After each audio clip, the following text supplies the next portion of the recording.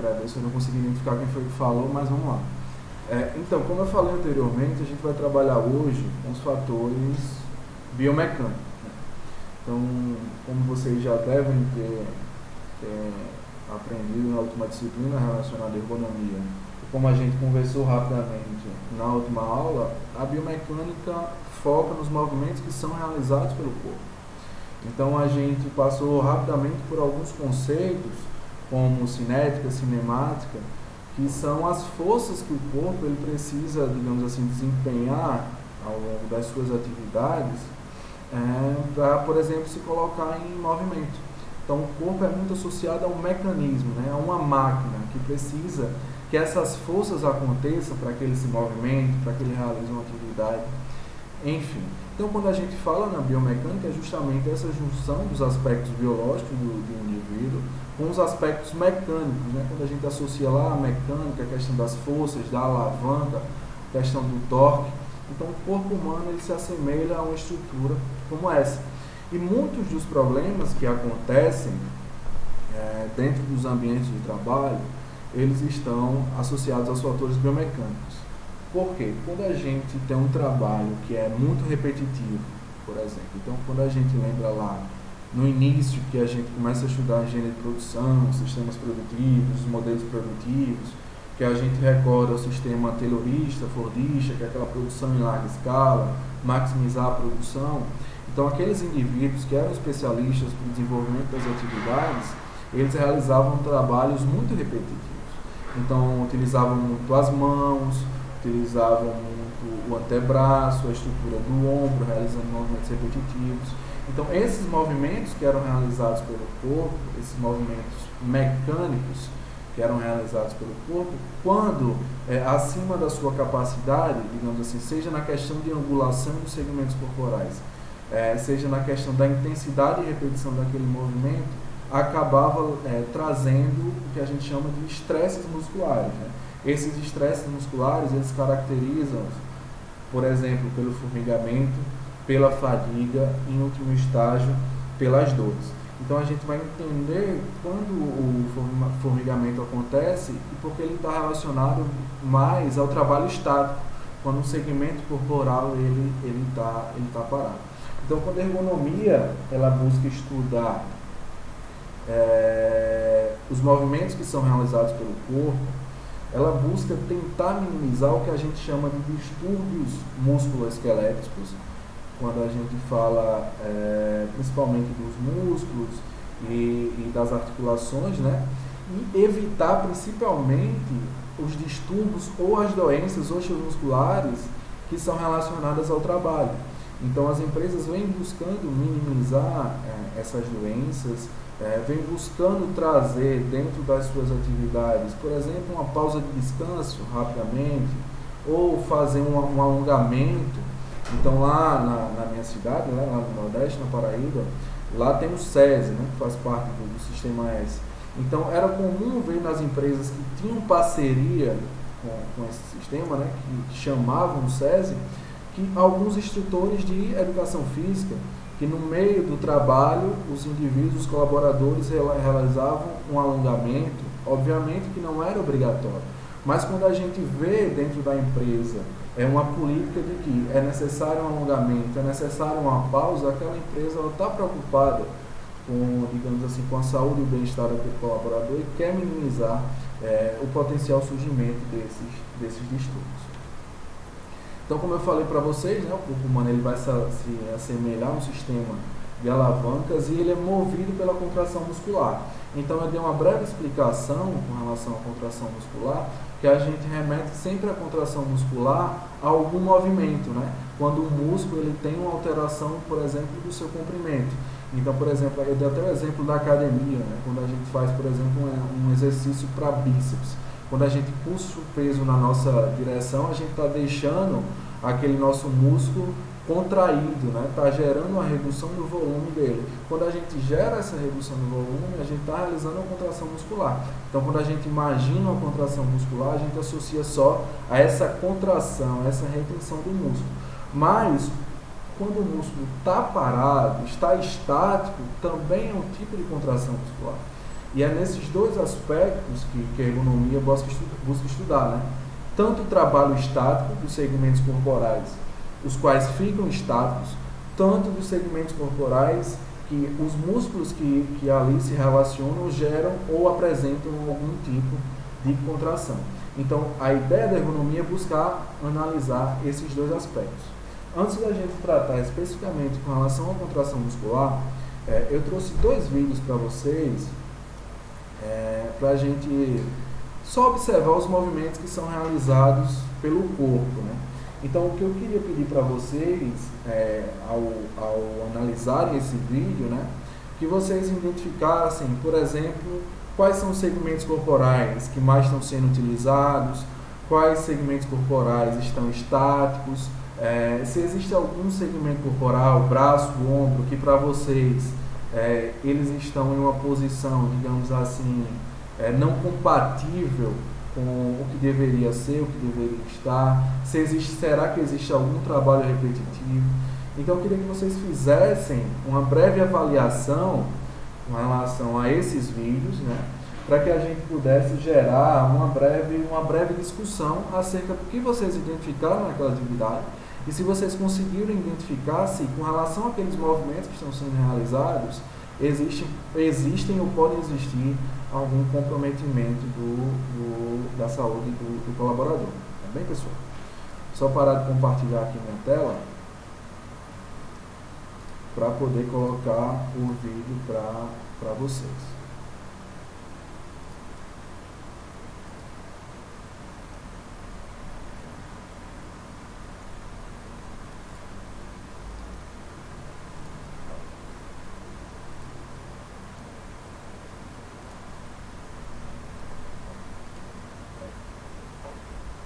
Peço que, se possível, vocês me deem o feedback de se o vídeo já aparece, tá certo? Eu vou colocar para rodar aqui.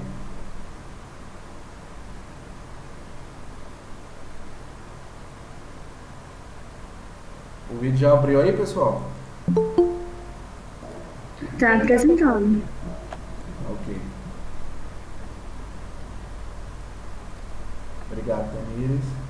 Volta aqui para rodar.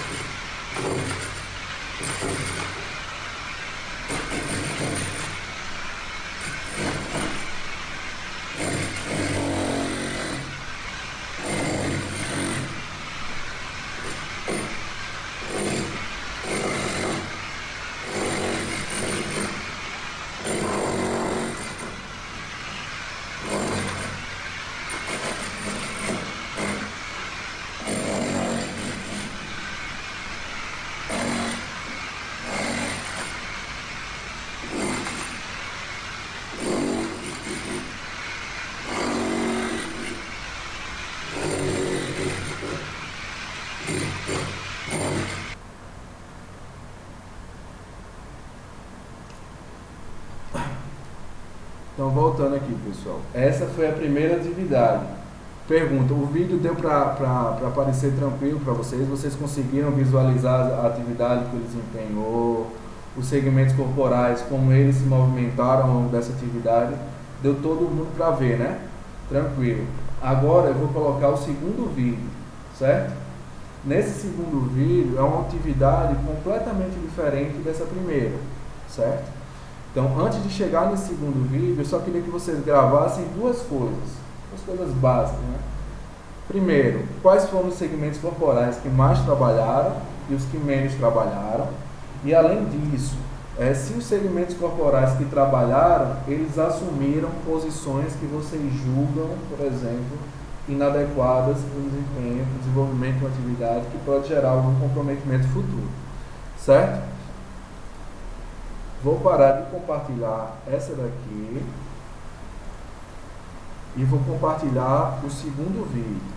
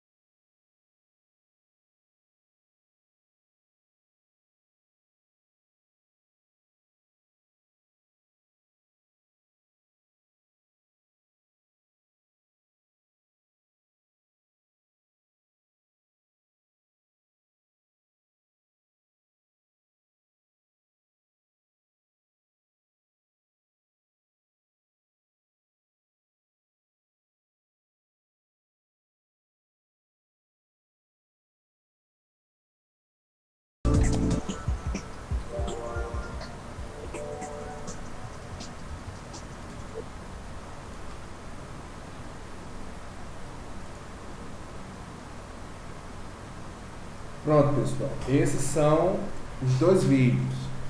Antes de voltar para o conteúdo, para a gente falar sobre contração muscular, que é o que a gente vai falar na sequência, eu queria que alguém pudesse fazer uma avaliação das duas atividades. O que seria essa avaliação? Por exemplo, na primeira, na atividade de demolição, quais foram os segmentos corporais que mais foram trabalhados? Quais foram que ficaram parados? Será que existiu alguma posição que no longo prazo, se repetida, poderia comprometer? Essa segunda atividade, a atividade do Orives, será que, por ele estar fazendo uma atividade sentada, existe menos comprometimento da saúde e do bem-estar? Será que aquela posição que ele estava era uma posição adequada? Será que o pescoço dele, as inclinações que ele fazia para baixo, estavam em posições adequadas? Quais foram os segmentos corporais que mais eles manusearam, que ele manuseou para desenvolver aquele produto?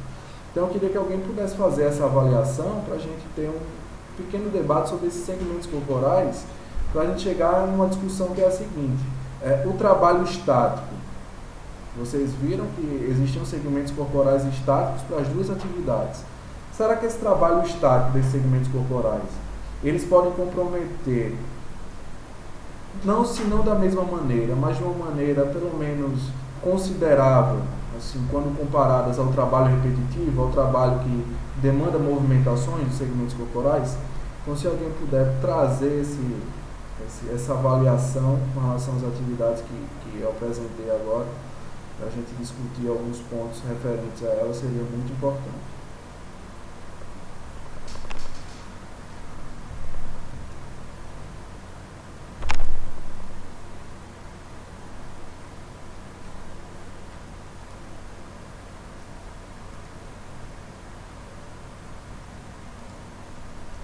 E aí, pessoal, o que é que vocês viram daquelas atividades? Façam uma avaliação dos movimentos que foram realizados naquelas atividades. Boa noite, professor. Boa noite, Flávio. Boa noite. No vídeo 1, eu vi, ele estava estático, né, que estava fazendo movimento, mas só que, como ele estava quebrando a parede, e a furadeira provavelmente tem um certo peso, né, as três posições dele ele não tinha um apoio, né, no braço, então o pulso dele vai sofrer muito a ação da vibração na hora que vai quebrar lá no martelete com a furadeira. E ele, que eu vi, né, ele tem 3 níveis para quebrar: alto, o baixo, onde quando ele vai quebrar lá embaixo, ele não posiciona corretamente a coluna. Então, o peso da furadeira mais o impacto vai fazer com que ele sofra mais, né, nessas posições dele. Eu observei o posicionamento dele entre as alturas da quebra lá da parede. Já o 2, ele estava numa cadeira de rodinha, bacana, porém não tinha um encosto de cabeça, e eu achei a cadeira dele muito baixa, fazendo com que os braços dele ficassem elevados, né, e a cabeça dele ficasse muito inclinada, muito tempo abaixada. Então tem o sit, né, e ler também, porque ele faz um movimento muito repetitivo, apesar de ser mais dinâmico que o outro, porque ele tinha mais tarefas a executar no segundo vídeo do que no primeiro. No primeiro era só vibração e impacto, né, e esforço. Aí já no outro tinha outras, lixar, martelar, tinha outras funções, mas foi isso que eu observei. Não sei se é isso aí, mais ou menos. Mais ou menos isso aí. Alguém gostaria de complementar, pessoal? Algum outro aspecto que visualizou? Os membros, né, que ficaram parados, por exemplo?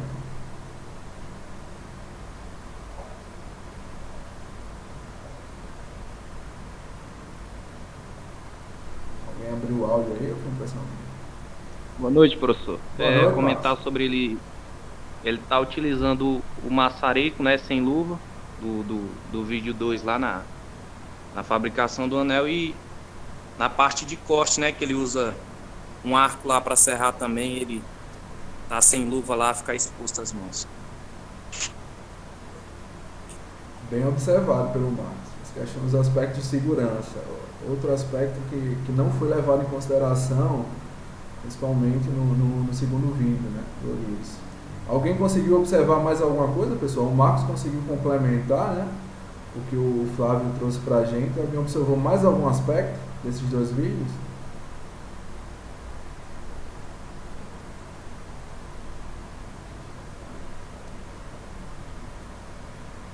Professor, com essa observação do Marcos aí, veio mais uma aqui do primeiro vídeo, abafador. O outro, como vai fazer impacto, então o barulho é muito alto. O tempo de exposição pode ter perda auditiva. Se for olhar pelo lado da segurança também, a questão dos óculos, né? Não ter nenhum atrito quando um objeto. Isso vai para os dois vídeos. Eu não vi no rosto de nenhum deles. Ótimo também, ótimo, Flávio. Os aspectos de segurança são importantes. Mais algum aspecto aí, pessoal? A gente fazer esse apanhado final?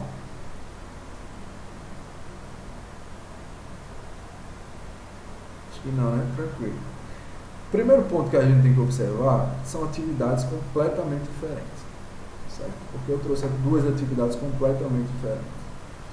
Porque nas duas atividades a gente conseguiu observar que existia o comprometimento da saúde daqueles colaboradores, obviamente que respeitando cada um as peculiaridades das suas atividades. O que é que a gente vê em comum? Primeiro, não são todos os segmentos corporais que estão trabalhando, certo? Então a gente vê nos dois vídeos um trabalho estático prolongado, digamos assim, dos membros inferiores, principalmente no segundo vídeo, no vídeo do ourives.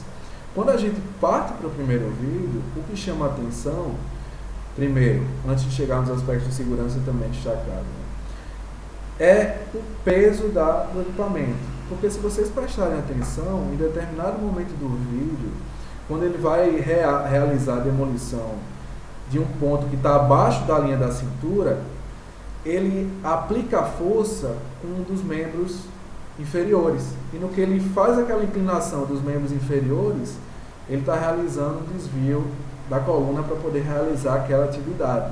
Então foi um dos pontos que foi identificado pelo Flávio. Quando a gente analisa os três pontos que ele falou, né, o ponto médio, o ponto alto e o ponto inferior, a gente só consegue observar que ele tem um apoio adequado para o desenvolvimento da atividade no ponto médio, que ele fica com o braço numa angulação de 90 graus, permitindo que ele tenha o pleno controle do equipamento. Nas outras duas angulações, ele precisa realizar movimentos a mais para poder desempenhar aquela atividade. Quando a gente vem para o segundo vídeo, do ourives, a gente vê que ele tem uma movimentação constante dos membros superiores, o que caracteriza um trabalho repetitivo, certo? Como também foi mencionado mencionado pelo Flávio. E são justamente, pessoal, e é justamente nesses trabalhos repetitivos que surgem, o que o Flávio também mencionou, né, as lesões por esforço repetitivo. Hoje, que elas fazem parte dos distúrbios, das doenças relacionadas ao trabalho como um todo. Então, quando a gente vê, por exemplo, que ele, como também o Flávio mencionou, que a cadeira dele está mais abaixo do que o recomendado, como a gente pode observar isso? Primeiro ponto, a gente olha a posição dos braços, né? Se esse braço não fizer uma angulação de 90 graus com relação à mesa, aquela estrutura, mesa-cadeira, está incompatível com as necessidades daquele colaborador. Então, como foi alertado pelo Flávio, ele estava abaixo disso. Quando ele fica abaixo, ele precisa erguer seus braços. No que ele ergue seu braço, já existe um comprometimento, principalmente do ombro. Como é um trabalho repetitivo, no longo prazo aquilo vai gerar outros distúrbios. Outro aspecto observado também pelo Flávio foi a questão do apoio da cadeira, né? Do encosto. Então, qual é o ideal, pessoal? Eu já mencionei para vocês, acredito que na última aula, o ideal é que o campo de visão do indivíduo, quando está realizando um trabalho sentado, um trabalho no escritório, é que esteja o seu campo de visão, o seu ponto de visão esteja numa linha reta com relação à estrutura que ele está observando. No meu caso aqui eu tenho um computador, então o ideal é que o computador esteja numa linha reta em relação ao meu campo de visão. Por quê? Porque se essa estrutura estiver abaixo do meu campo de visão, da minha linha de visão, dessa linha reta imaginária, eu vou precisar realizar a inclinação da cabeça. Quando eu gero a inclinação da cabeça, é o que acontece naquele segundo vídeo. O colaborador ele realiza todas as atividades dessa maneira. E existe o comprometimento dessa região cervical e da parte superior das costas. Então, outro ponto que foi levantado pelo Flávio. Outros aspectos observados nesse vídeo também foram apontados pelo Marcos e pela Tamires. Os aspectos relacionados à segurança. Ergonomia e segurança, eles andam juntos a todo momento. Então, se você vai fazer uma análise ergonômica, esses aspectos básicos relacionados ao equipamento de proteção auricular, a uma viseira, a uma luva, são aspectos básicos que fazem parte da ergonomia. Então, se a gente vai fazer uma análise ergonômica para otimização do posto de trabalho, os aspectos relacionados à segurança, nesse caso específico, os EPIs, esses equipamentos individuais, os equipamentos coletivos, eles precisam ser levados em consideração. O outro ponto que eu queria mencionar para vocês é remetendo que nós trabalhamos 2 aulas atrás, relacionado à antropometria dinâmica, né, que está relacionada aos alcances. Em dado momento do vídeo, aquele colaborador ele precisa esticar seu braço para posicionar determinada ferramenta, não lembro ao certo qual era, em um mural que ali estava alocado. Então, esse alcance, a gente remete às questões antropométricas, relacionadas à antropometria dinâmica, certo? Então, é outro ponto, né? Como esse alcance estava muito longe, ele precisava gerar uma inclinação da coluna para poder chegar até o ponto de contato, né? Que ele precisaria colocar o objeto, e isso gerava outro comprometimento, né? Porque você, quando realiza esse movimento repetidas vezes, você gera uma rotação da coluna que pode gerar um comprometimento. Então, esses vídeos, pessoal, eu trouxe para vocês para que a gente pudesse visualizar que, independente da atividade, os movimentos eles podem comprometer a saúde e o bem-estar do colaborador. E relembrar também alguns conceitos que a gente trabalhou, né? Principalmente relacionados à antropometria dinâmica. Então, quando a gente fala em biomecânica, vocês não precisam nem saber o conceito, né? É só verem uma pessoa desempenhando a tarefa, uma atividade, e aquilo que ele está fazendo é biomecânica, são os movimentos que ele está executando. O que a ergonomia vai fazer é verificar se aqueles movimentos estão compatíveis com as reais necessidades da tarefa e do colaborador, e se ela tem condições de melhorar essas condições para a realização da atividade. Porque tem, por exemplo, nessa atividade de demolição, a atividade de demolição ela não segue um padrão. Então, muitas vezes eles perguntam, professor, como é que a gente pode melhorar essas condições? Fazer com que aquele ponto de contato embaixo, ele traga menos desconforto. É uma coisa assim pensar. Eu confesso que para encontrar uma solução como essa rapidamente não é fácil, entendeu? Mas os aspectos ergonômicos estão aí para a gente tentar minimizar esses impactos. Se não ter ter 2 colaboradores, se isso gera um custo, então procurar outra solução. Então, tem algumas características inerentes na atividade, é importante que isso fique bem claro, que a gente não vai conseguir mudar. Porque algumas atividades, elas não têm um processo, digamos assim, claramente definido, as etapas bem definidas, por onde o colaborador tem que passar. Quando essas atividades elas não seguem processos bem definidos, para a gente realizar as otimizações ergonômicas, elas ficam um pouco mais complicadas, como é o caso da demolição, né? Então, a gente precisa encontrar maneiras de melhorar aquelas condições. Como a gente pode encontrar? Talvez encontrando uma ferramenta que tem um peso menor. Será que no mercado existe um equipamento como esse? Sem levar em consideração os aspectos de segurança, né? Estou mencionando, assim, em linhas gerais, os aspectos ergonômicos. Fazer uma substituição, uma troca, não sei. Então, tentar levar em consideração esses aspectos para encontrar a melhor solução para quem está desenvolvendo, desempenhando aquela atividade, levando em consideração que o objetivo da ergonomia é, diante das condições existentes, tentar possibilitar as melhores condições. Algumas atividades, algumas características específicas das atividades fazem com que isso não seja 100% das vezes possível. Então, o objetivo nesse caso é minimizar esses impactos, é minimizar a influência negativa que isso traz, que isso demanda na saúde e no bem-estar do colaborador. Certo, pessoal? Tranquilo com relação a esses vídeos, para a gente ver do que se trata a biomecânica. Acredito que a maioria já tinha o domínio desse conceito, mas para que a gente clareie, digamos assim, exemplifique o que a gente está falando, né? Como a gente pode tentar otimizar essas condições. Tranquilo aí para todo mundo? Podemos seguir? Alguém tem algum ponto a acrescentar? Se não, podem dar um okzinho aí e a gente segue. Beleza, pessoal? Enquanto isso eu vou carregando aqui a tela. Ô, professor, boa noite. Boa noite. Falou na questão da adaptação lá ao trabalho, né? No caso lá do segundo vídeo, percebe que tem duas alturas, a bancada. Isso. Uma que ele faz um serviço de acabamento, lá que é a parte mais baixa, Isso. e a outra mais alta lá, que ele faz o trabalho a quente. Eu vejo ali que para ele usar aquela parte mais alta, o ideal seria que ele ficasse de pé, né?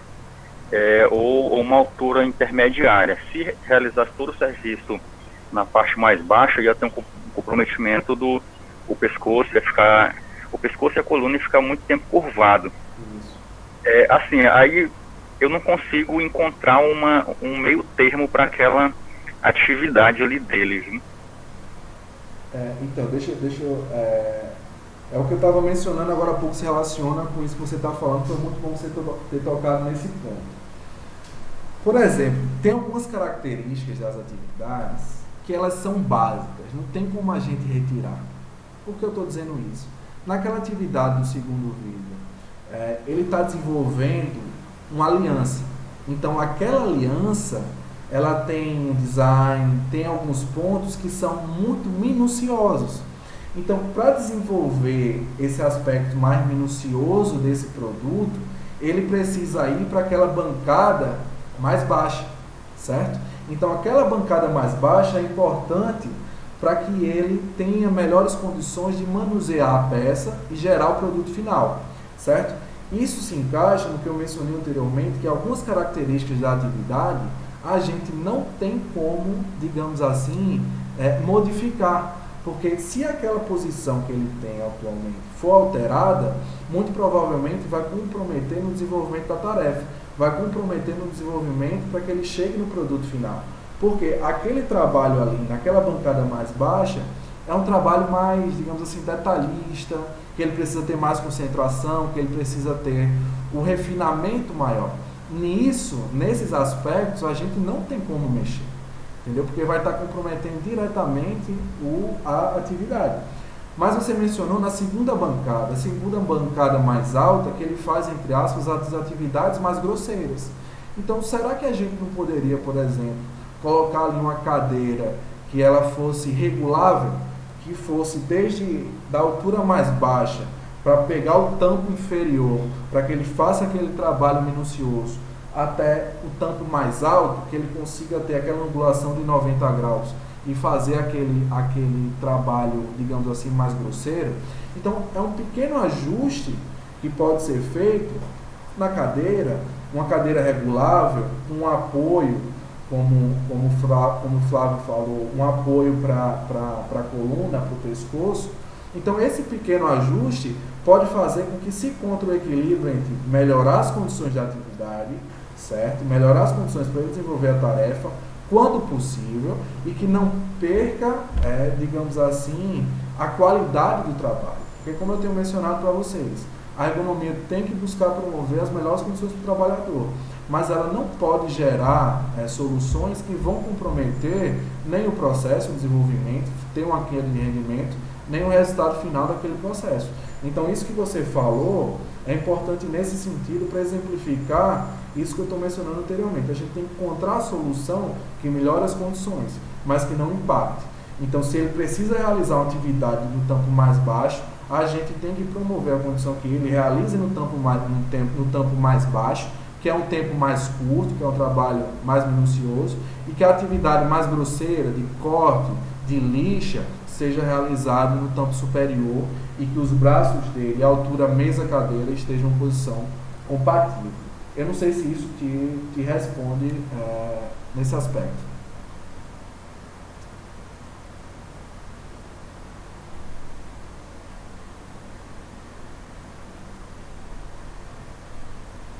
Chico, tá por aí? Sim, que às vezes eu evito falar aqui porque tá muito barulho aqui, viu? Aí. Não, tem essa não. Se precisar falar, pode falar, a gente desenrola. Tranquilo? Era mais ou menos isso a dúvida? Não, tranquilo. É porque eu não tinha conseguido enxergar essa possibilidade. Lembrei do que o Pablo falou numa outra aula lá no setor de trabalho dele, que tem essas adaptações aí. São pequenas adaptações porque às vezes, como eu falei na primeira aula, né, a ergonomia vai desde adaptações mais simples até adaptações assim, maiores, né, que tem um custo alto e tal, mas o ideal é que a gente tente o máximo possível trabalhar minimizando os custos para gerar a otimização daqueles processos, beleza? Então vamos lá. Quem precisar fazer algum apontamento, pessoal, lembrou de alguma situação no trabalho, é o cenário ideal para que a gente possa fazer essas pontes, entendeu? Tentar mencionar e a gente vai ligando os temas, é o que faz a gente gravar a questão do conhecimento, né? Quando a gente tem a teoria e quando a gente exemplifica. Então a gente chega na questão da contração muscular. Então, como eu falei para vocês, a contração lá na outra aula está relacionada a um processo fisiológico. Então essa contração, como eu expliquei agora há pouco, ela se subdivide em duas vertentes, né? A que gera o encurtamento do músculo. Então, por exemplo, essa posição aqui, quando a gente tem o nosso braço esticado, digamos assim, para baixo, e a gente pega o peso e traz esse peso na nossa direção, vocês podem ver que o músculo que a gente tem aqui, o nosso bíceps, ele altera o volume dele, né? Ele fica maior. Então, essa é a contração muscular que gera alteração do volume, certo? A outra contração, ela está relacionada à manutenção do volume muscular. Então, quando a gente associa aqueles dois vídeos, o trabalho estático, que é realizado pelo Orives, por exemplo, ele passa muito tempo com as pernas paradas, estáticas, certo?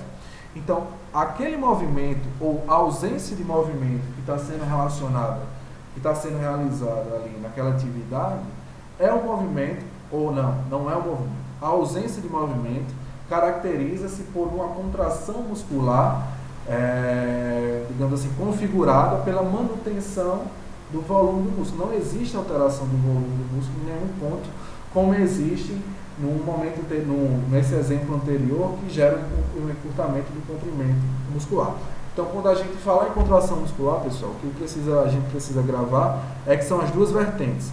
Tanto quando o músculo está em movimento, ou quando o músculo está realizando um trabalho estático, está parado. Essa contração muscular, ela é subdividida em a contração isotônica ou dinâmica, que é justamente essa alteração do comprimento do músculo. Então, por exemplo, naquele indivíduo que estava realizando a demolição, então, o fato dele pegar o equipamento, colocar em direção à parede e realizar aquele movimento, ele estava realizando uma contração que a gente chama de contração dinâmica, contração isotônica. Ele estava movimentando aquele segmento corporal, mais precisamente os músculos da parte superior, certo? Essa contração isotônica, ela é dividida em dois momentos. Fase concêntrica, quando a gente pega um peso, pega determinado objeto e traz na nossa direção, gerando um comprometimento, ampliação daquele volume.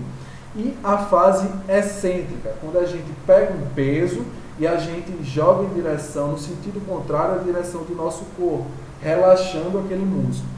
Então, só para a gente fazer uma analogia, pessoal, remeto sempre à academia porque é mais fácil de lembrar.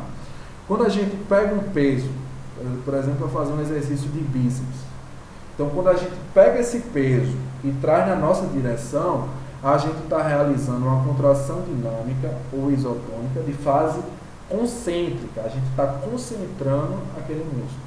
Quando a gente pega esse peso, que está na parte de cima, a gente está segurando, e a gente relaxa, fazendo com que ele vá no sentido contrário ao nosso corpo, como é o caso dessa imagem aqui, a gente tem a fase excêntrica. Então, falou fase concêntrica, concentrar o músculo. Fase excêntrica, o relaxamento daquele músculo. e a contração isométrica ou estática, que é quando não existe nenhum movimento.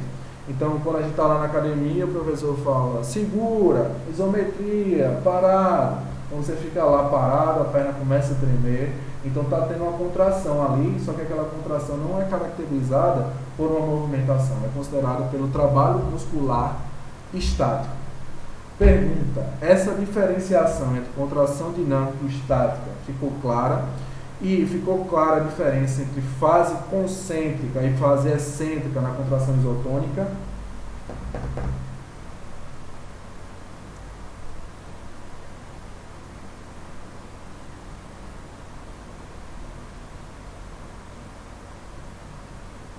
Pessoal, preciso saber se ficou claro para vocês.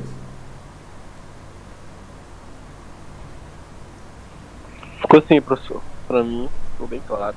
Beleza, então eu vou caminhando. Surgir dúvida, vocês vão falando aí, certo? Então, o trabalho estático, pessoal, então já está claro, né? Caracteriza pela manutenção de uma determinada posição. E por que ele pode gerar o comprometimento? Né? Porque ele exige uma contração contínua de alguns músculos, certo? Então, como eu falei para vocês, é chamado de contração isométrica. Então, por exemplo, a gente vê muito trabalho estático com segmentos inferiores, né? Trabalho realizado em pé. Então, os músculos dorsais das pernas para manter a posição de pé. Músculo dos ombros e do pescoço para manter a cabeça inclinada para frente. Então, quando a gente fala no trabalho remoto, por exemplo, que as pessoas passaram mais tempo desempenhando as suas atividades em casa, existiu uma ampliação do trabalho estático, principalmente dessa região do pescoço. Porque, como existe uma certa ausência de orientação ergonômica, principalmente para os profissionais, muitos deles, por exemplo, não utilizam o computador, o dispositivo, nessa linha reta imaginária com campo de visão. Então, por exemplo, eles colocam esse computador abaixo, gerando inclinação do pescoço, como eu mencionei para vocês. Né? E essa inclinação do pescoço faz com que essa região cervical passe longas horas do dia realizando um trabalho que a gente chama estático, né? Essa contração contínua. E essa contração contínua faz com que no final do dia tenha aquele desconforto, aquela dor. E quando isso é repetido, né, por dias, horas, dias, meses, gera um comprometimento daquela região. Certo? Então, o trabalho estático, pessoal, é a contração contínua. Então, quando eu falo em contração, é manutenção do trabalho isométrico, manutenção do trabalho estático daquele segmento corporal. Então, por que o trabalho estático ele acaba influenciando, trazendo desconforto? Né?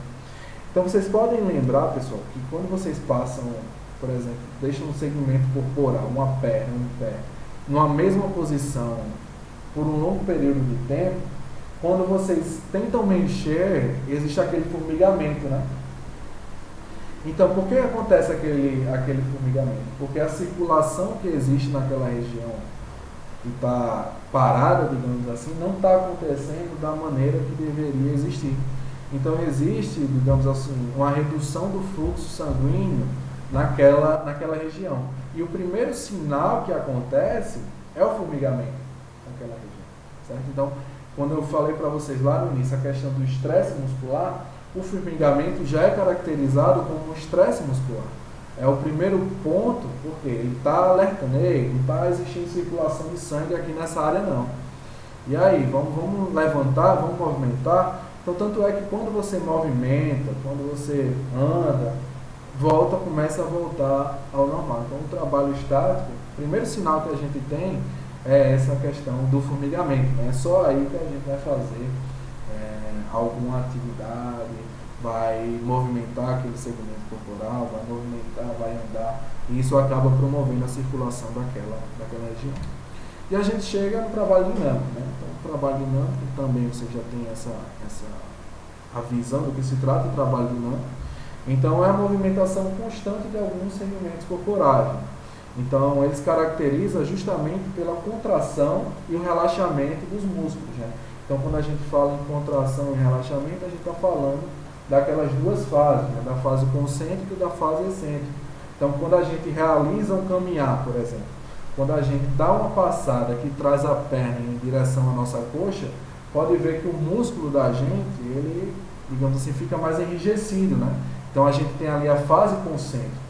Quando a perna termina o movimento, volta para o chão, nós temos a fase excêntrica. Então aí é só para exemplificar para vocês o quanto a musculatura da gente trabalha sempre nessa questão da contração e do relaxamento. Contração e relaxamento.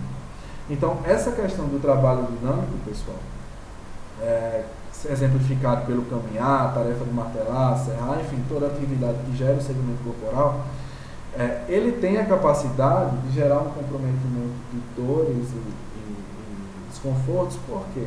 Porque quando você já realiza aquele movimento, né, você está ampliando a circulação sanguínea naquela região, certo? Quando você aumenta muito a circulação sanguínea naquela região, você acaba liberando uma toxina, um ácido, certo? E esse ácido e todos os, digamos assim, entre aspas, os rejeitos que são gerados pelo metabolismo para aquela atividade em função do aumento do fluxo sanguíneo, faz com que comecem a surgir primeiro a fadiga, certo? E depois da fadiga, potenciais lesões. Então, quando eu falo lesões, eu falo em dores, né?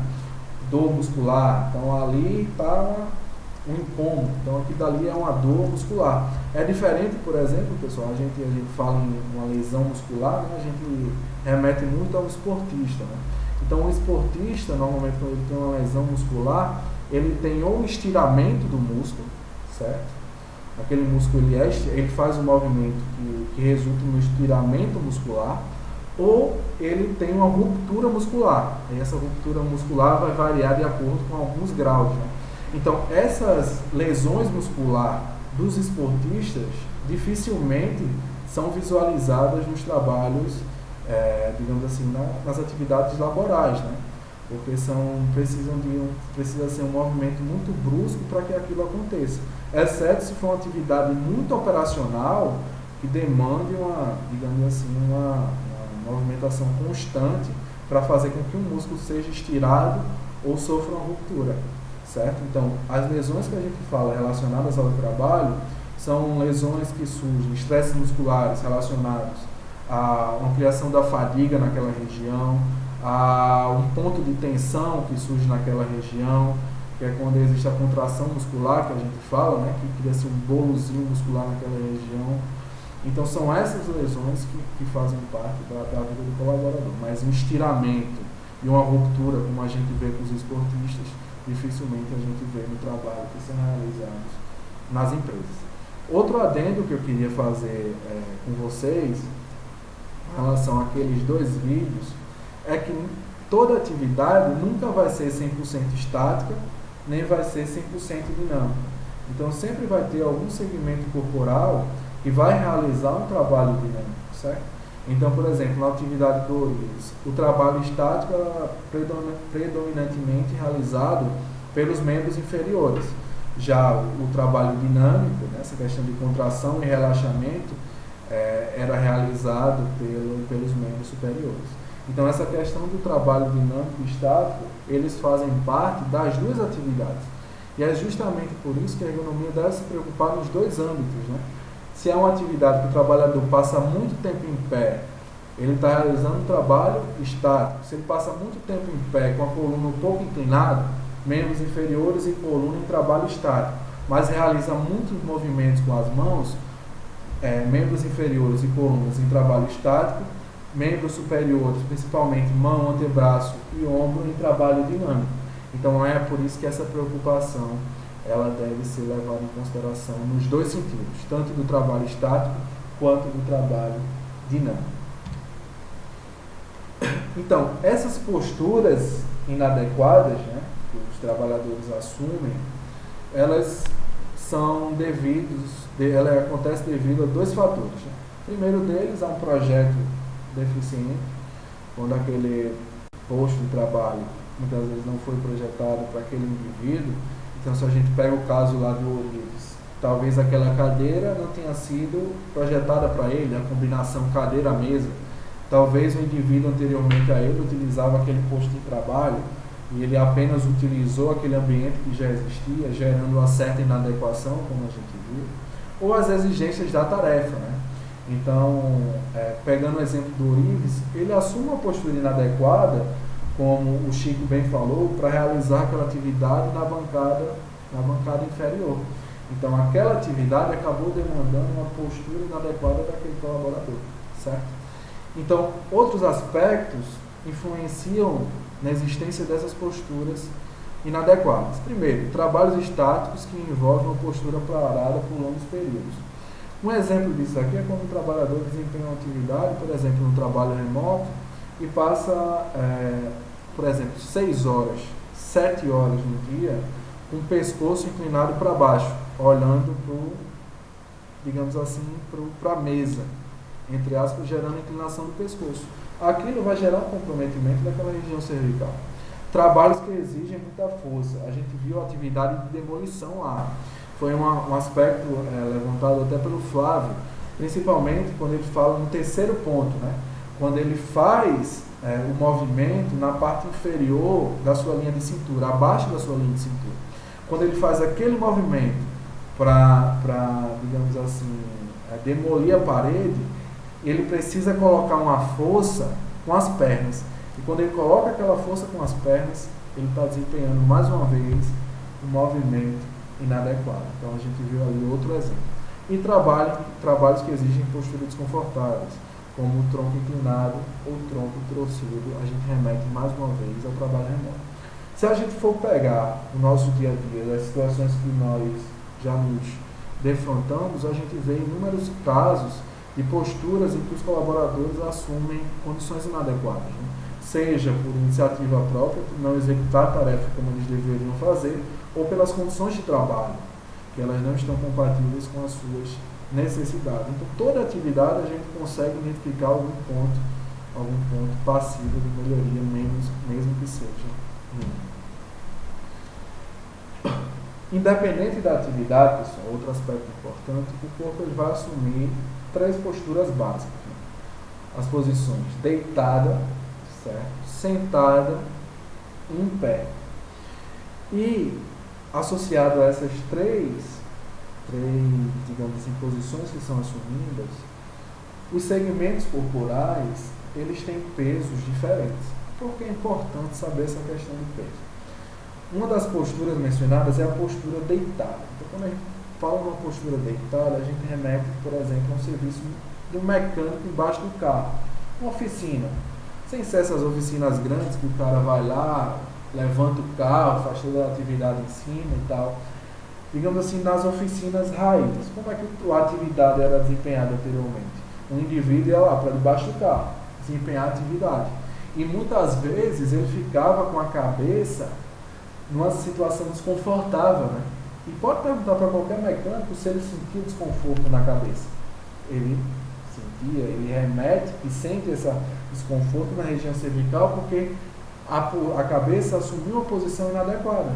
Porque, além de assumir essa posição inadequada, a cabeça ela tende a representar de 6 a 8% do peso total do corpo. Então, quando você associa 2 aspectos, que é a posição inadequada com a força, por exemplo, quando eu falo a força, nesse caso eu falo do peso que está puxando a cabeça dele para baixo, né? Então ele precisa manter a cabeça dele numa posição que ele consiga visualizar aquela atividade. Então ele está gerando uma força para desempenhar aquela atividade. Outro aspecto importante é o tronco, né? Então quando a gente fica em uma posição que gera a inclinação desse tronco, esse tronco ele representa de 40% a 46% do peso total. Então, se a gente não tiver uma estrutura que, digamos, entre aspas, ou absorva esse peso, ou faça com que ele fique na sua posição natural, a gente vai existir um comprometimento. Então, por que as cadeiras elas se preocupam com que os indivíduos eles mantenham a coluna em linha reta, tenham o apoio do quadril com o acolchoado da cadeira no encaixe certo, para que esse peso do tronco, ele não, digamos assim, não tenha um desequilíbrio e não comprometa nenhum dos 2 lados, que exista o equilíbrio, certo? Porque se existir o comprometimento de algum dos 2 lados, vai gerar fortes desconfortos, forte desconforto do colaborador. E os membros superiores, 11 a 14% do peso do corpo. Né? Então, se você passa muito tempo com os braços, por exemplo, acima da linha do ombro, como isso tem um peso, o próprio peso desses membros, vai chegar num certo momento que você vai sentir aquele desconforto no ombro. Né?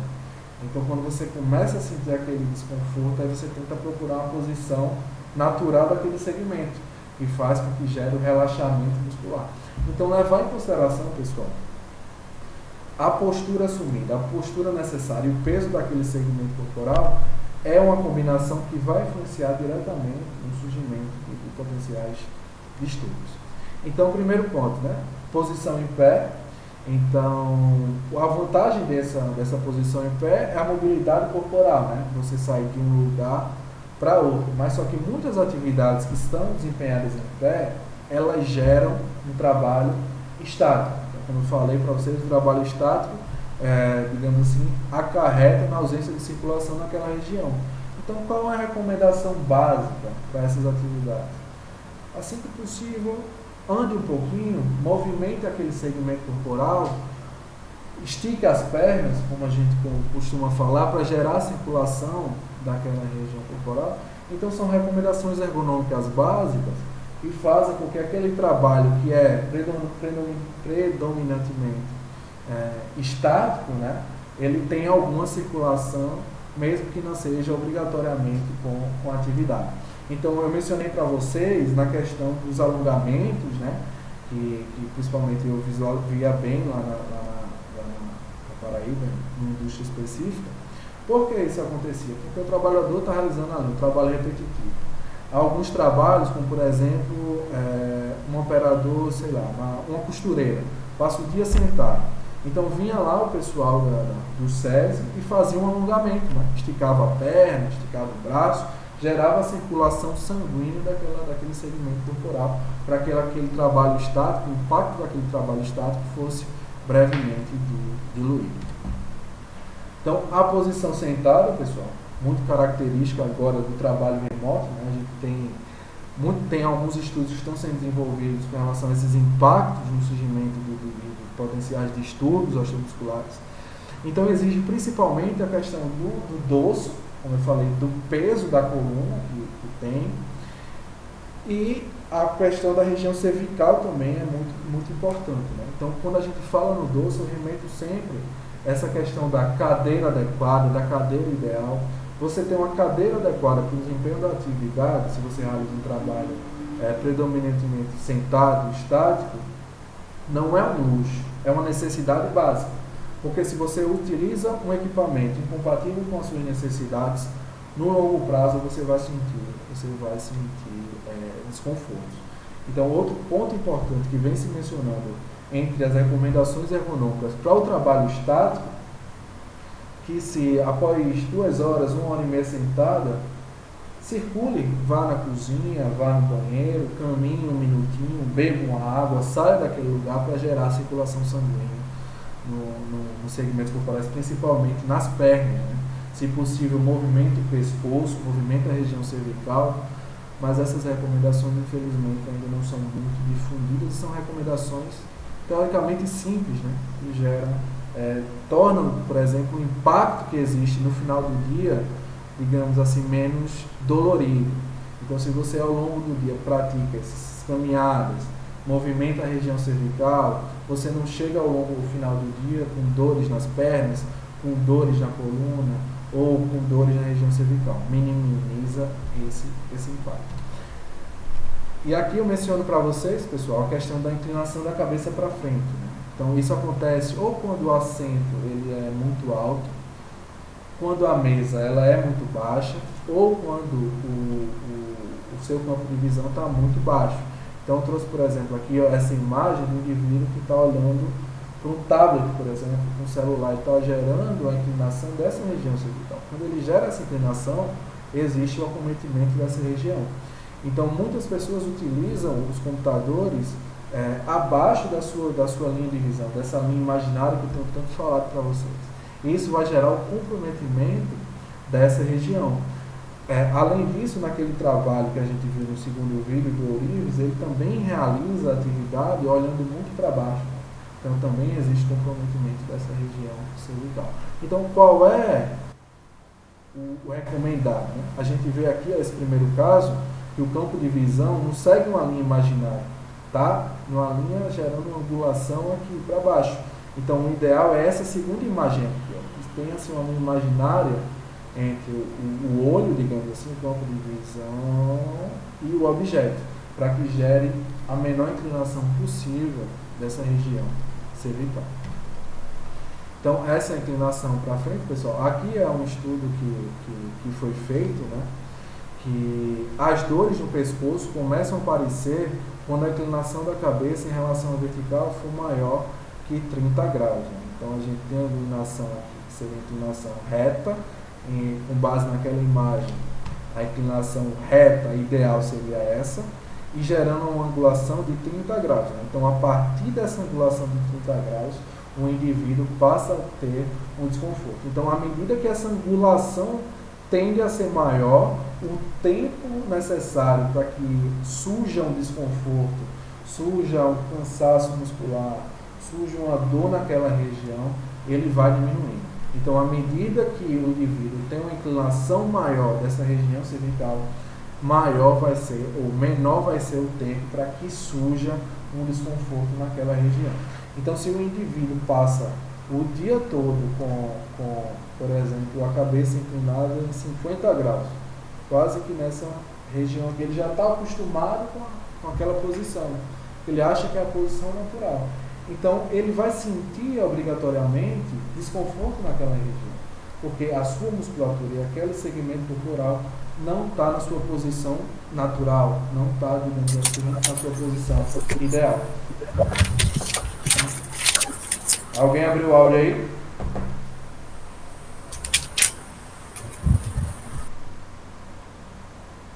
Alguém gostaria de falar algum aspecto, algum ponto? Só para eu interromper, perdão. Ou tá tranquilo?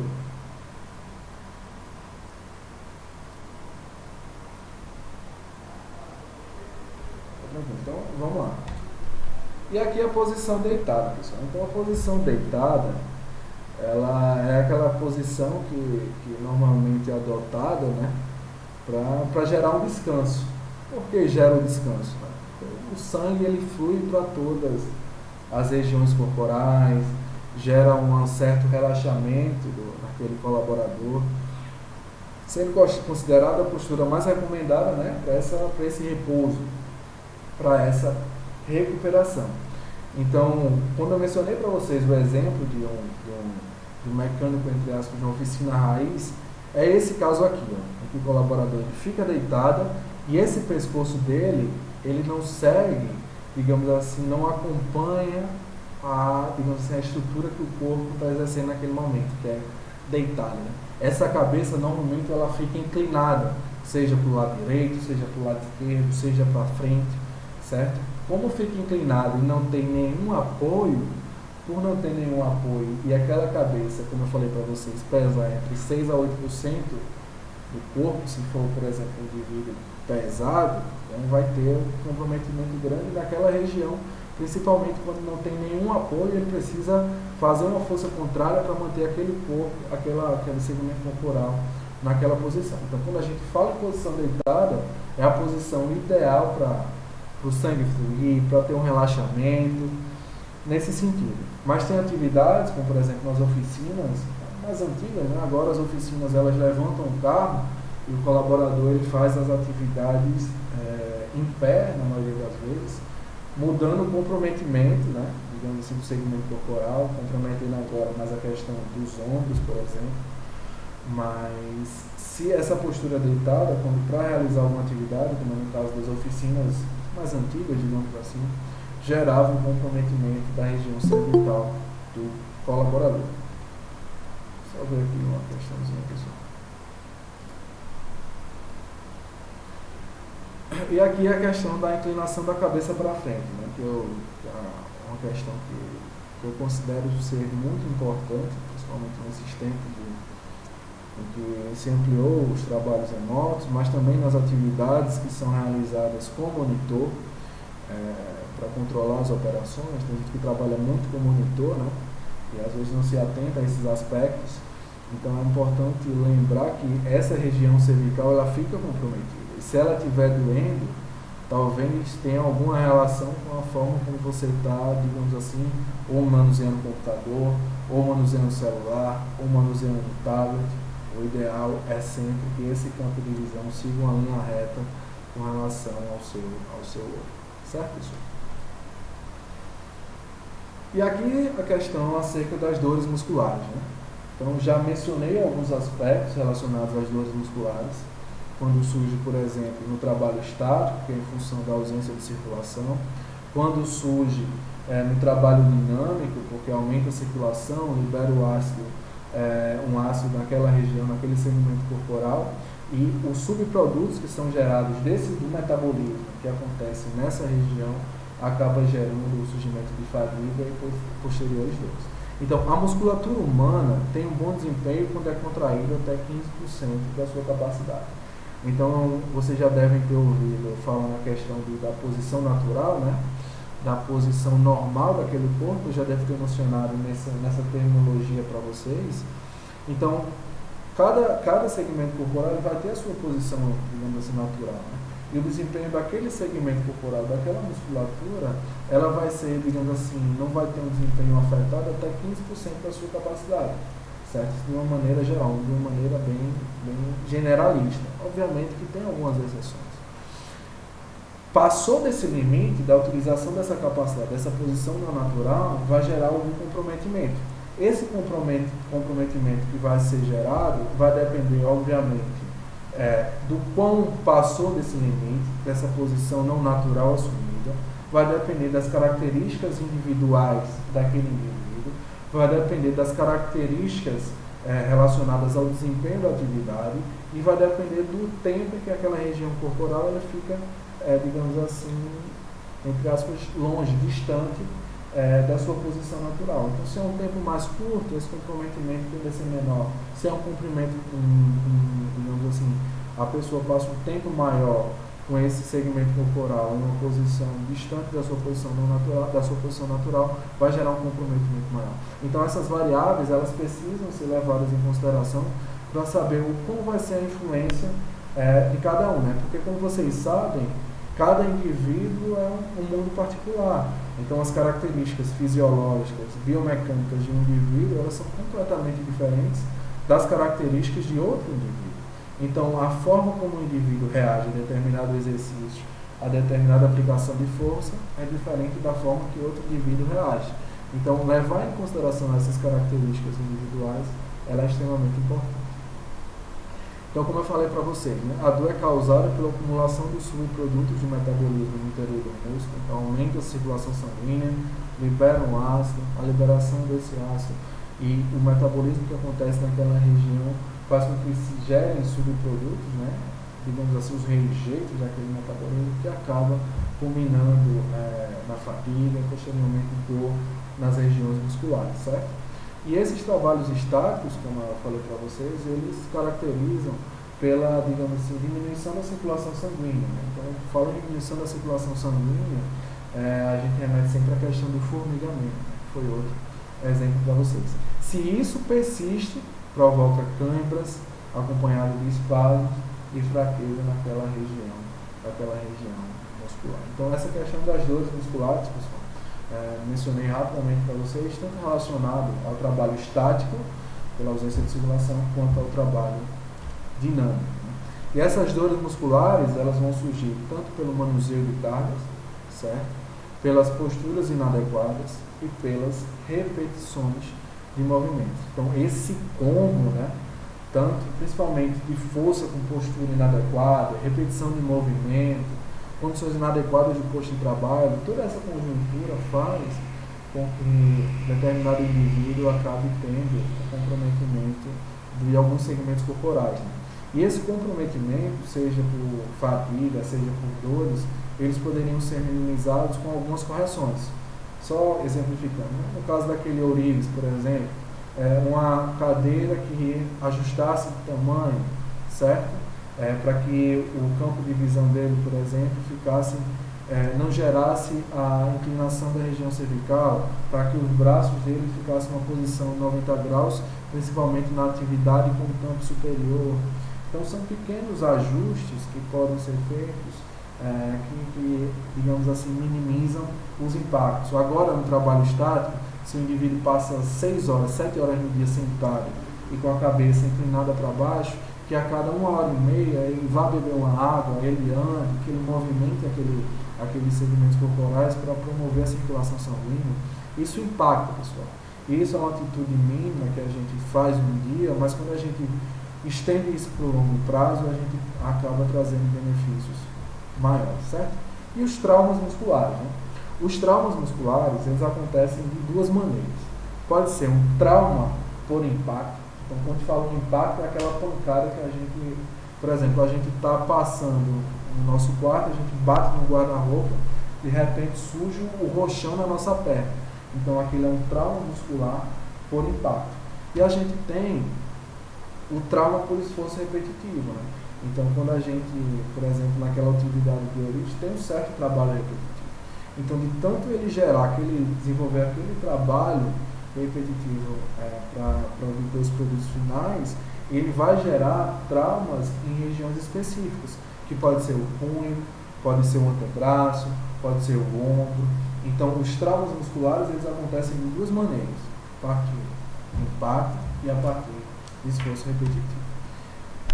Então, só mencionando, né, essa questão do trauma por impacto, ocorre quando a pessoa é atingida por uma força súbita. Então, eu dei o exemplo, quando a gente está passando em algum lugar e a gente bate e gera aquele choque. Quando gera aquele choque, aquela região acaba surgindo um roxo, né? Então, aquele se trata de um trauma por impacto. Geralmente é de natureza involuntária, pode causar contusões, traumatismos sérios, e esses traumatismos sérios, né, são mais impactos maiores, né? Então, e os acidentes por traumas de impacto são menos frequentes nos ambientes de trabalho. É raro a gente ver um trauma por impacto. Quando a gente vê um trauma por impacto, é mais relacionado ao âmbito do acidente de trabalho propriamente dito, né? É determinada peça que caiu, entrou em contato com o colaborador, ou é determinada peça que perfurou o colaborador. Então ali a gente está gerando um impacto a partir que gera um trauma por impacto. Então, quando a gente fala em trauma por impacto, a gente associa mais aqueles acidentes de trabalho que entram, por exemplo, em contato com um objeto perfuro importante com a superfície, com a pele de um colaborador, podendo gerar ou não a perfuração. Então, se gerou aquele impacto, a gente tem ali um trauma considerado por impacto. E o trauma por esforço repetitivo, pessoal. Então, deu o exemplo lá do Orives, né? Então, são os movimentos inadequados executados em determinado período de tempo, né? Também causados pelos movimentos repetitivos. E esses traumas, eles caracterizam pelas lesões por esforços repetitivos. Anteriormente, tinha uma diferença literária, digamos assim, entre as LERs e as DORs, as lesões por esforços repetitivos, e os distúrbios osteomusculares, ou doenças osteomusculares relacionadas ao trabalho, DORT, que está errado. Só que chegou-se ao consenso na literatura que as lesões por esforços repetitivos, elas fazem parte dos distúrbios osteomusculares relacionados ao trabalho. Então, quando a gente fala nas DORTs, é o campo maior, que abrange as lesões por esforço repetitivo. Então, quando a gente fala nos traumas musculares, eles podem acontecer de duas maneiras: trauma por impacto, um cometimento involuntário, né, que determinado objeto entra em contato com a superfície corporal e acontece só em um momento específico, e o trauma por esforço repetitivo, né, que é a sequência, continuidade da execução de atividades que ou demandam uma postura inadequada ou geram uma constante movimentação de segmentos que geram comprometimento. Certo? Então, os traumas musculares, eles se dividem nesses dois tipos. Ficou claro, pessoal, essa diferenciação com relação aos traumas por impacto e por esforço repetitivo? Bem tranquila essa diferenciação, né?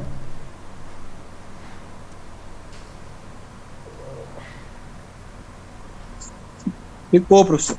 Então, vamos embora. Para a gente finalizar essa aula, alguém ia Só falar? numa questão, Pode falar. professor, só numa questão da evolução das leis do trabalho, CLT, das NRs, com a evolução do trabalho, né, a gente observa que muitos comportamentos de EPIs ou EPCs foram melhorando, lógico, né?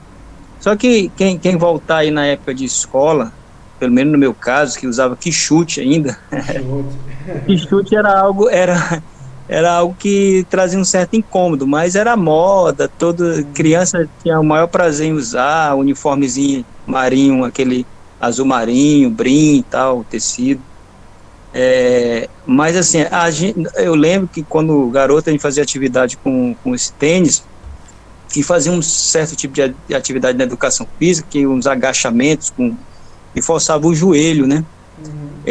E via muitas crianças tendo esses traumas, né? De certas lesões, né? A gente observa que as atividades físicas foram melhorando, aperfeiçoando, assim como no dia a dia do trabalho, você observa os EPIs cada vez mais com anatomia melhor, adequada, o peso, um melhor peso para se utilizar, climatizado, enfim. Só que vai se adaptando outras questões relacionadas à atividade nesse novo normal que estão chamando, né?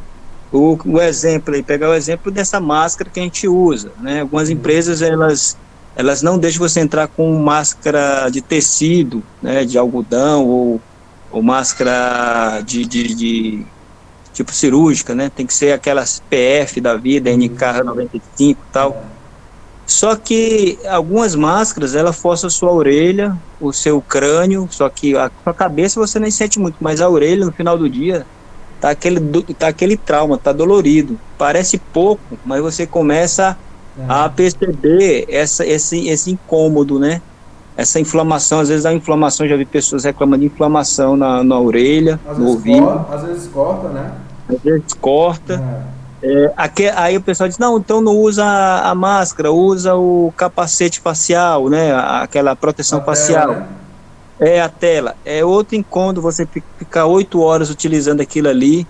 Então, assim, tem que haver um consenso, né, para a utilização desses EPIs para evitar também os traumas, porque o que acontece? Aí, professor, só um minuto, professor. Tranquilo, Francisco. Aqui a minha esposa chamou na hora que eu estava aqui. Faz parte. Não acontece. Aí o que acontece? A gente observa essas questões já, que vai ser um novo estudo aí para a ergonomia, né? Porque eu acho que há departamentos, há setores que não há necessidade de utilizar, mas é aquele negócio peca pelo excesso, né? E acaba trazendo um prejuízo aí para o empregado, o colaborador, enfim, né? Mas esse período agora já está demandando muitas mudanças. Vou começar falando, por exemplo, dos calçados esportivos. Né? Para quem gosta de correr, não dá para utilizar hoje em dia um sapato que não tenha um sistema de amortecimento legal, né? Porque, por exemplo, eu tenho 2 cirurgias no joelho. E se eu utilizar um sapato que não seja confortável, não dá certo, nem para o dia a dia, entendeu? Então, essa questão da evolução dos materiais esportivos, elas aconteceram e acontecem quase que instantaneamente, né? Partindo com relação às máscaras, por exemplo, para corrida, já foi desenvolvida uma máscara para corredor. Então, a gente já encontra essa questão da evolução. Outro aspecto que eu queria mencionar para vocês, também foram desenvolvidos alguns dispositivos que, para aquelas máscaras que são mais apertadas, eles geram um alongamento maior, né? É quase que um adaptador. Ou seja, à medida que o tempo vai passando, os produtos vão surgindo, as ideias vão aparecendo, e eu concordo com você que vai ser necessária uma adaptação para essa padronização dentro desse novo normal, né? Principalmente dentro dos ambientes de trabalho. Porque é aquela história, o Brasil, antes dessa pandemia, utilizar máscara, quem utilizava máscara era doente. Se alguém visse alguém no aeroporto, por exemplo, usando máscara, já se afastava, né? quando em outras culturas, como por exemplo a oriental, isso é absolutamente normal. Então isso está sendo introduzido agora para o cenário nacional e a gente vai cada vez mais se acostumar com isso, né? Surgindo novos produtos, será que vai ser necessário utilizar por mais tempo? Ninguém sabe. Se for, é necessário ter uma adaptação, uma padronização, principalmente entre os ambientes de trabalho, para que não gere um comprometimento, né? Porque se é um trabalho que o colaborador não consegue ter um comprometimento da sua respiração, não está legal. Tem que ser feita alguma alternativa para aquilo. Então essa adaptação a gente vai precisar passar, né? Então esse período agora, com relação às condições de trabalho, é um período de adaptação e vai trazer coisas novas, que já está trazendo nessas relações de trabalho. Aí eu concordo com o que o senhor falou, e até colocou uma observação, já que se exige, né, no local de trabalho a utilização de máscara, ela vai ter que ter o CA, como tem o APF lá, o NK95, né, que é para respirador, para respiração. Isso. Daqui a pouco vai ter que se usar só dessas máscaras realmente no local de trabalho, né? Mas aí cai em outra questão, na questão do custo. Entendeu? Porque, digamos assim, para que exista, digamos assim, uma padronização dessas máscaras, por exemplo, será que as empresas elas vão querer arcar com esse custo?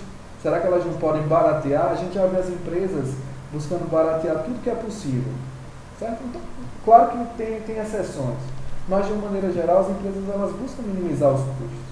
Será que se elas não puderem oferecer ao colaborador determinada máscara, será que elas não vão disponibilizar em detrimento de uma mais cara? Entendeu? Esse aspecto econômico também vai ser levado em consideração, porque infelizmente, como a gente já vem debatendo algumas vezes, é o que rodeia, né? É um elemento norteador. Verdade. É um outro ponto, né? E assim é uma discussão profunda, né? É sempre essa dualidade, né?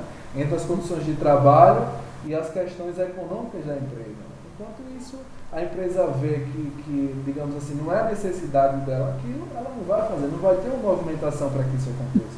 Quando isso estiver gerando algum comprometimento, aí sim é que vai existir a movimentação para uma padronização com uma máscara, digamos assim, que seja mais cara, como é essa que você mencionou aqui agora. Porque também essa questão de você estar trabalhando de home office não exime das empresas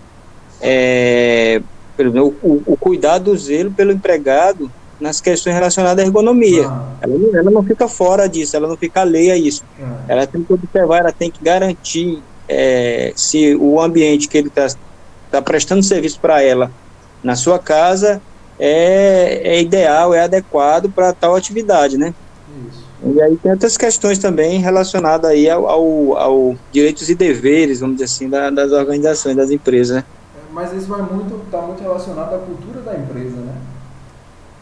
Porque sim.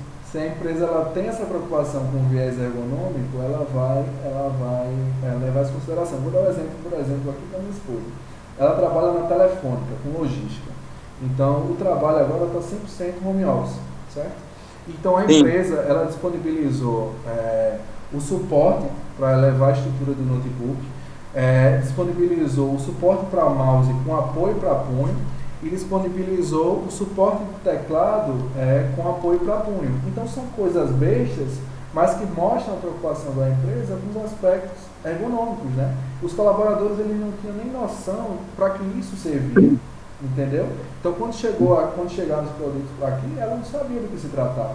Então, a gente acaba mostrando para que serve, né? O quão isso impacta no bem-estar e na saúde dela para o desempenho das atividades, certo? Ok. Não, e assim, tem empresa que dá um valor específico, você assina um termo e você guarda as notas, no dia que for notas fiscais das compras que você fez, e aí você depois pode ser auditado, né? Se realmente você utilizou aquele valor para comprar os bens específicos para a sua ergonomia. E aí é uma questão entre aquele negócio da ética e transparência, né? A gente vê isso mais nas grandes empresas, né? Infelizmente é o padrão nas grandes empresas. Nas pequenas e médias isso ainda precisa ser, digamos assim, mais disseminado. Talvez no futuro, né? Não todas, generalizando, obviamente. Ok, beleza. Beleza, pessoal? Então são 8h28 aqui no meu relógio. O que eu ia mostrar para vocês são as ferramentas, né? As ferramentas para essa análise dos aspectos biomecânicos. Mas em função da hora, eu vou deixar para a próxima semana. Então, na próxima semana, eu começo mostrando essas ferramentas e a gente adentra no assunto novo. Beleza?